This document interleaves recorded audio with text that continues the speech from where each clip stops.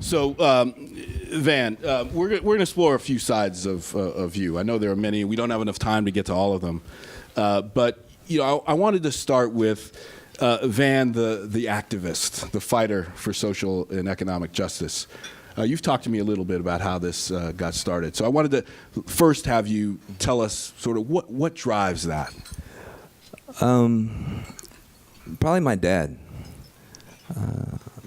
I'm always, first thing in the morning, I'm Willie Anthony Jones' son. He passed away in 2008, but my father was born in segregation. He was born in poverty. People always ask, why do black people keep talking about this racial stuff? My mother was born in segregation. My father was born in segregation. This isn't 20,000 years ago. I'm a ninth generation American. Ninth generation. I'm the first person in my family born with all my rights in 68. My cousin Kenya was born in 64. We still didn't have our rights. So when I think about my father, he joined the military at a time when everybody else was trying to get out of the military. He went into the military so he could get some money to go to college. So he went to a little black college, married the college president's daughter, because my dad was like that.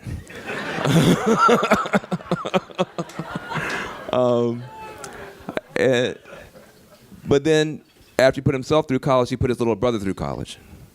And then he put his cousin through college. And then he put me through college, and my sister.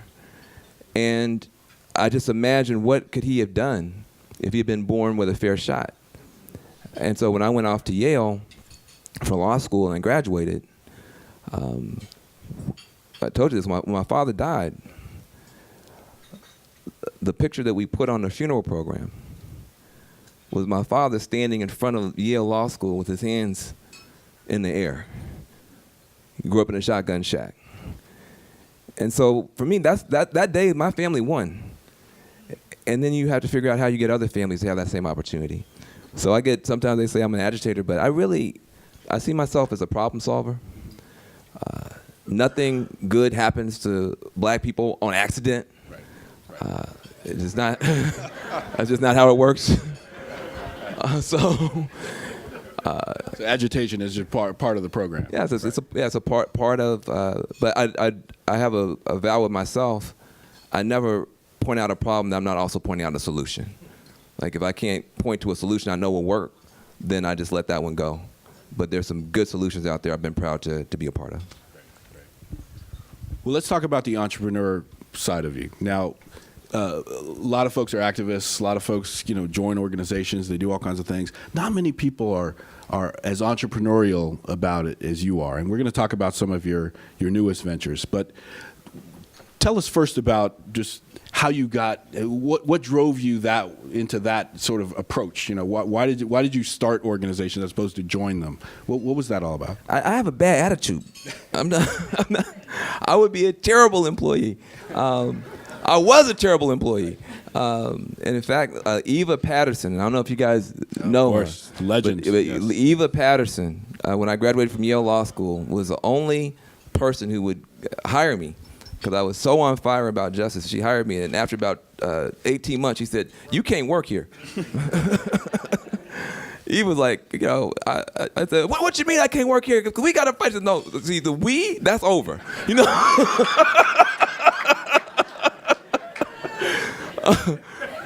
But because you disrupt every staff meeting with the same speech, and we're done with that. So, but what she did do for me, and I thank her to this day, she said, but I'm going to give you literally a closet in the back of my office, and we're going to take the shelves out, and we'll let you do your own project. You know so much.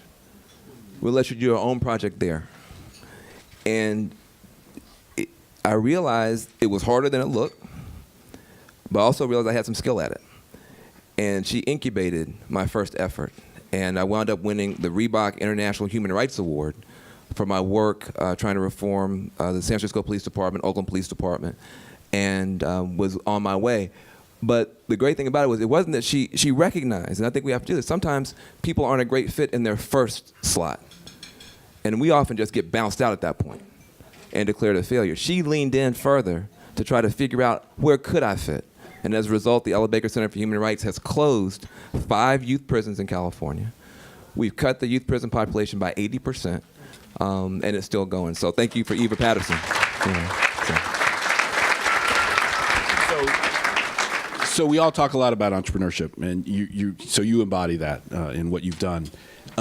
Given where the economy's headed, given where wealth creation, value creation is likely to come from these days, how can we create sort of more models for developing more black entrepreneurs? And do you think that's important? Look, I think it's critical. I mean, first of all, I look at everything from the point of view of how does this impact African Americans, Latinos, Native Americans, women and men, but people of color who have not done well. When I look at what's going on with technology, from that perspective, I see smart screens, apps, robots, drones, Negro job killers. I put them all in the same, Negro job killers. Driverless cars, Negro job killers. Who drives for UPS? Who drives for Federal Express? So I'm looking at a future on rushing that is going to disrupt a lot of what we've done in the past. Right. A lot of our old hustles are going to be wiped out by technology. And so I say to myself, if we're not careful, black labor will be irrelevant. Black wealth creation will be impossible because we're not even where the new power is. I spent, when I was working for the president, for 6 months.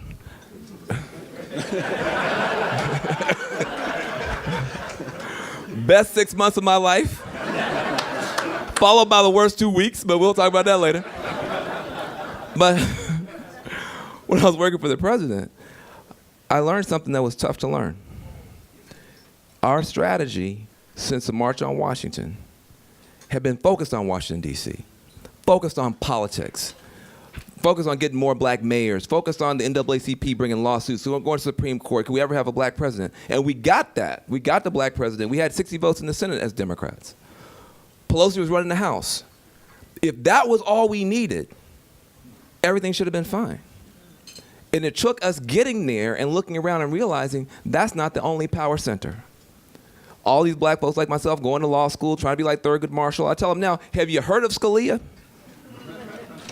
Don't go to law school, start a tech company and hire a lawyer. We've got to have a different approach, you know? And so I feel like, you say, is entrepreneurship important? We always hustle. The problem right now is our young people don't know where to hustle.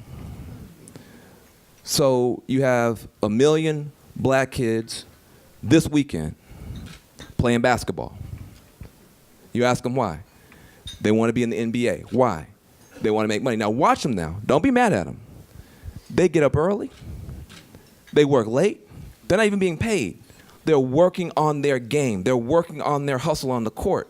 But nobody has told our children that you got 1 million black kids getting ready for the NBA. The NBA is going to hire 15 kids a year.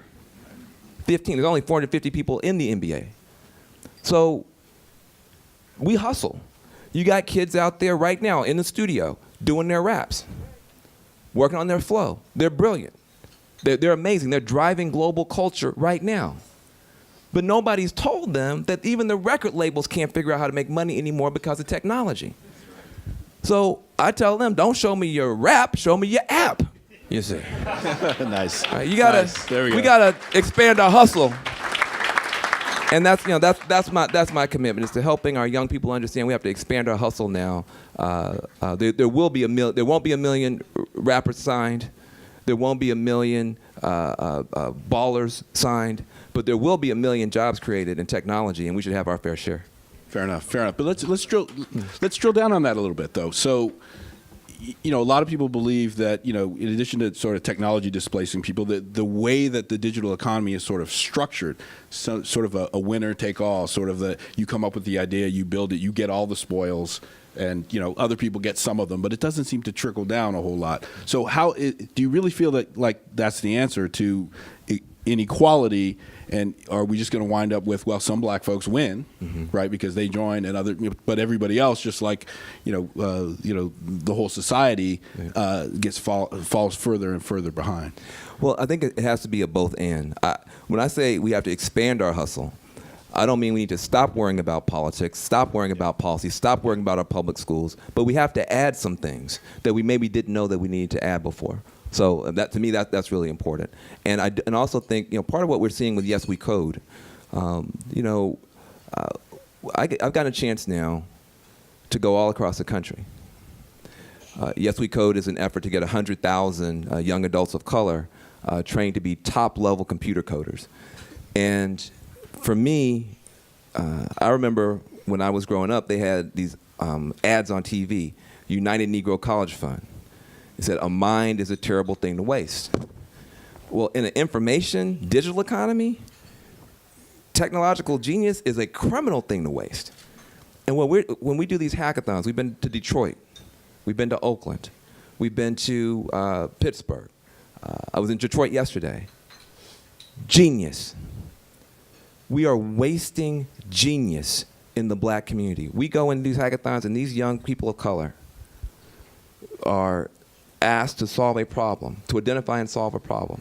We bring in engineers from Google, engineers from Facebook, engineers from Salesforce.com. They sit down across the table from these young people. They're coming from some of the worst schools in America. And these young people blow these engineers' minds with how smart they are, with how creative they are, with how tenacious they are. Every single time on day 2, when we show up, the kids are already there at the site trying to get in, wanting to do something positive. The problems that they identify are problems that Silicon Valley doesn't even know exist. Problems in the foster care system, that they're trying to figure out apps that can help them inside the foster care system. Problems in the juvenile justice system. We had one young guy that said, I just want to build an app to alert me to when my court dates are. Now, don't be mad at him, because young black kids do stuff, young kids in the suburbs do stuff, they usually do it in their daddy's basement. Our kids do it on the street, they get caught. That's not the problem. The problem is they get a ticket. The ticket says on March 29th at 4:15 p.m. at this address in this court section, you're supposed to show up. And they lose a piece of paper. By the time they get their third piece of paper and show up, they're already in trouble. And so the brother said, can't there be an app for that? Can't there be an app for that? And so they built it. There's a young woman who, in the foster care system, said, all our clothes are donated to us. And they don't look good. And folks make fun of us. So we do things you may not want your daughter to do to get money so we can have clothes that look nice. Her app idea was, when people donate their clothes, take a picture of it and have it uploaded on an app so young girls can choose their own clothes. One of the business people said that could be a $500 million idea, because it's a global second-hand clothing market globally. We have young children walking around with billion-dollar ideas in their mind, but they have not been given the tools, the training, and technology to turn those ideas into solutions, into companies. And so Yes We Code, our entire mission is to find and finance that young genius. And so we're going to, just like United Negro College Fund, we want to do that for coding education. Mm-hmm. That's what we're up to. That's amazing. That's amazing. And so I can tell you now, Google, we will hire them. Good. Bring them to Google.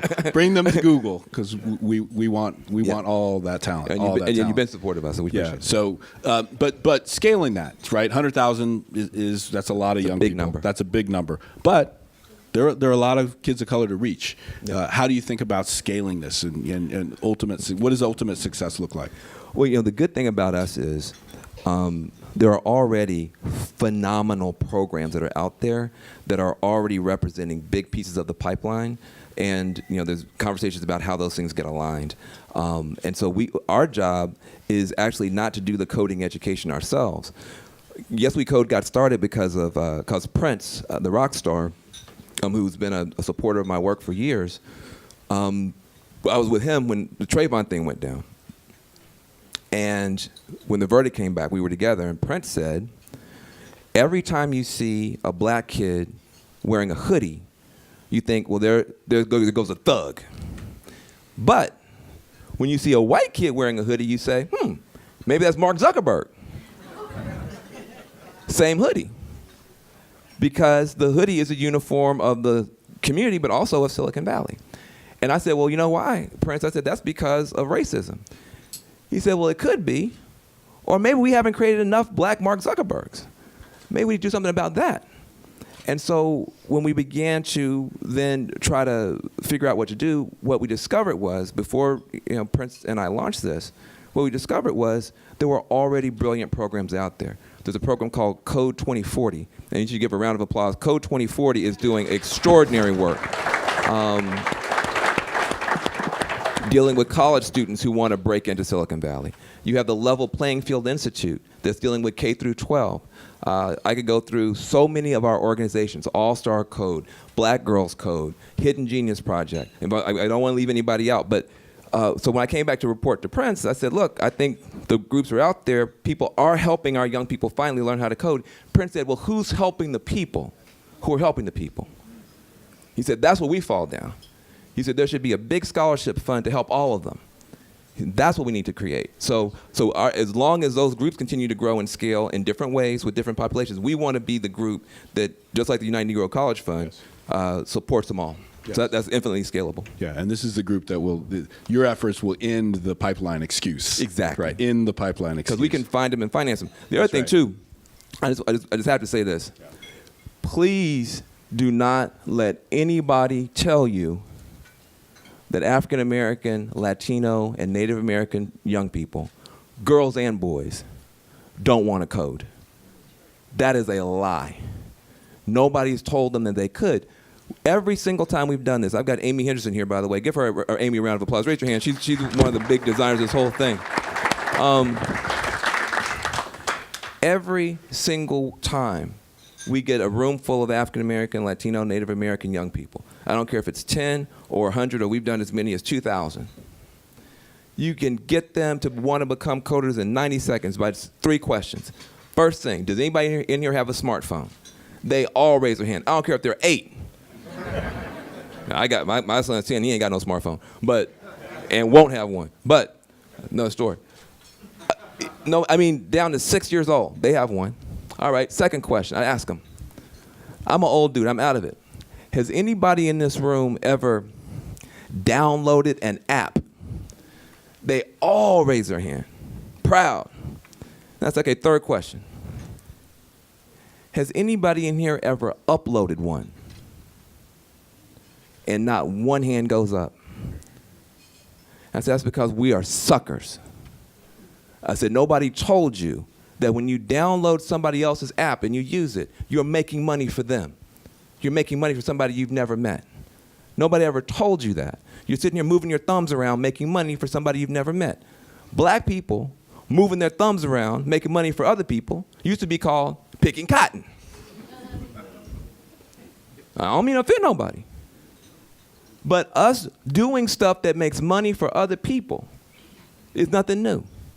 I said the way you make money in this world today is you create your own app and you upload it, and people around the world can use your app. Now, who here wants to be a downloader only? Well, who here would want to be an uploader too? And every hand goes up. And then we talked to them about the fact that without a college degree, within 3 to 6 months, you can be earning $50,000 to $70,000 a year. Nobody's ever told our children that.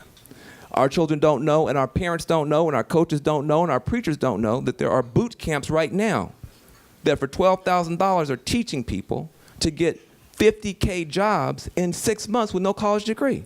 Most of those programs are populated by white folks right now. But we've now got partnerships with the best boot camps. So what I'm trying to say is that these are practical problems. Yes, I'm an agitator. But I also, because I get agitated, think about what's going on. But once we know where the solutions are, we tend to do very well. African Americans have done well in sports. They didn't want us to play sports. We've done well in music. They said we could never be a music producer. You can sing, you can't be a producer. Then Berry Gordy came along. You can't imagine music now without African American producers. You can't imagine sports without Venus Williams and all of that. And then they wouldn't let us vote within the lifetime of people here. Now we got a black president. So we tend to do well once we focus on where the opportunity is. Right. We just have to do a better job of making sure that our young people know where it is. That's great. I could talk about this all day, but I wanted to for a lot of the folks in the room here are in the Valley and actually are not technical. So what do you say about, but when you look around at the companies, my company included, we are underrepresented, not just in the technical jobs and the computer scientists where you say, oh, well, there are not enough people getting the degrees, getting the skills, but half of Google are non-technical people. They do business roles, they do what I do all these kinds of things. And the same is true for all of the companies here. And in fact, many of the leaders, I mean, I think we had a couple people at Google that we said weren't technical enough. And then they went on to start multi-billion-dollar companies, right? Oops, right? And so that goes on around the Valley. What do you say about, what's your perspective on breaking down those barriers so that more, we have black folks all over the country, people of color all over the country who could be, taking advantage of the opportunities in the tech sector, even if they don't have any technical sort of expertise? Yeah, one of the great things, Reverend Jackson being engaged and being involved and asking some of these questions, one of the things that I've heard him point out a couple of times is that, there are black law firms, there are black-owned banks that could be a part of these IPOs. That would be a great place to start, that you should look at the whole value chain. I think that's really, really important. And I think it's part of the reason I think part of the reason why it doesn't happen is a different problem than before. I don't get the sense that there's an awful lot of malice in Silicon Valley. Like I've been blessed to meet an awful lot of people. I think that people are early in their careers often. They're early in their lives. Sometimes these are their first company or their first couple of companies, and they're just rolling with their crew. And they're just rolling with their crew. And Ben Jealous has this term, it becomes a mirrortocracy rather than a meritocracy, because you're just working with the people who you see right around you. So I think that we can help to expand people's view of where excellence is for their companies. Great. Well, let's pivot to the criminal justice system, if we can. I think we got to. I'm getting signals to wrap it up, but you talked earlier, and Ben talked about Cut 50. Tell us about the summit. Sounds like it was an amazing success. Where do you go from here to take some concrete action? I think that the simple goal should be to close prison doors and open doors of opportunity for young people of color. I just think it's just very simple. Close prison doors, open doors of opportunity. And the organization I work for, the Dream Corps, we have two initiatives. One is opening doors of opportunity, Yes We Code. The other is Cut 50. And I'll close with this. Thursday I was in a room with Eric Holder, Cory Booker, Newt Gingrich, the Koch brothers, 12 congresspeople, 3 sitting governors. And if you close your extreme right-wing Republicans, extreme left-wing, and in the middle. And if you close your eyes, you could not tell if it was Republican or Democrat talking in terms of saying we are spending too much money on prisons, they're doing too much damage, it doesn't make any sense. So I want you to know, we heard earlier that people are not despairing. We shouldn't despair, because there are real solutions to close these prison doors. There's a growing coalition. We think that we can get a bipartisan bill through the Congress, signed by the president this year, to begin rolling back this mass incarceration. And that's DC's job. And then here in Silicon Valley, the job of opening up opportunity for more people. You do those two things, and within a year or two, you're going to begin to see real success stories and real reason for hope. Fantastic. Well, I think we're a bit out of time, but I just wanted to one thing I didn't get a chance to explore was your artistic side, which I know is quite deep as well. But sort of related to that, I just want to ask you if when you're going to be ready for the dance-off rematch. No, it's never going to happen. Now listen, I'm gonna let Denmark get back on the stage, but I'm gonna tell you something right now. I struggle with low self-esteem. I just want you to know. And the one thing I thought I was good at was dancing. And I surprise people because they think I can't dance and I'm a nerd. So I was dancing at this thing, and then this dude walks in, and his staff goes, David Drummond danced better than you. And I said, David Drummond do a lot of things better than me, but he can't dance better than me. And he whooped my butt so bad. So anyway, no rematch for David Drummond on the dance floor. Just go. Yeah, sorry. Just go to YouTube.com and type in. No, don't watch it. Van Jones, Don't David watch it. Drummond. Don't watch it.